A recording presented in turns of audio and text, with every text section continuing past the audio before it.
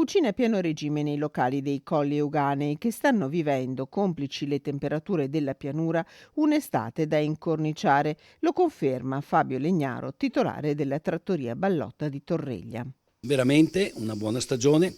Purtroppo per chi è accaldato invece ha aiutato molto le nostre terrazze. Voi sapete che i locali dei colli tutti hanno una terrazza in mezzo al verde. Rispetto alle grandi città noi possiamo offrirvi qualche grado in meno e un filino d'aria in più che gira, quindi per noi non è stato male questo caldo. Non è tutto oro però. Anche questi locali stanno vivendo enormi problemi a partire dalla carenza di personale.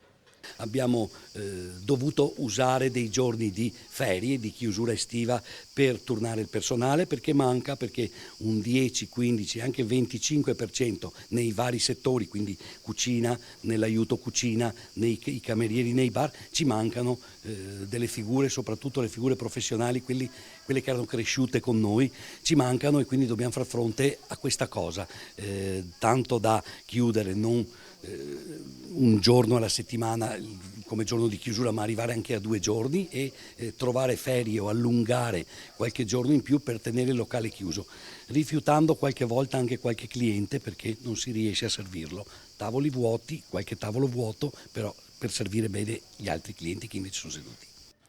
Non bastasse, anche queste piccole aziende soffrono il caro energia. Guardate queste bollette. Per la corrente elettrica la trattoria è passata dai 3.465 euro pagati ad agosto 2021 ai 6.194 in scadenza adesso.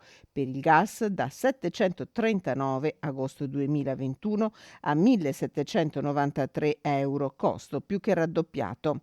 Solo leggeri ritocchi nei prezzi per accordo tra tutti i locali del territorio, ma in autunno si dovrà agire diversamente e se le aziende reggono è perché sono a gestione familiare. I locali di colli rimangono in mano alle famiglie, le famiglie si adoperano con orari e con tappabuchi, li chiamo io un po' dappertutto, quindi riusciremo di sicuro a tenerle attive e aperte grazie anche a questa maniera di gestire che ci dà soddisfazione poi anche col cliente finale. Un settore strategico per i colli, quello della ristorazione. Nella sola Torreglia, su 6.000 abitanti, 1.000 sono impiegati nel settore.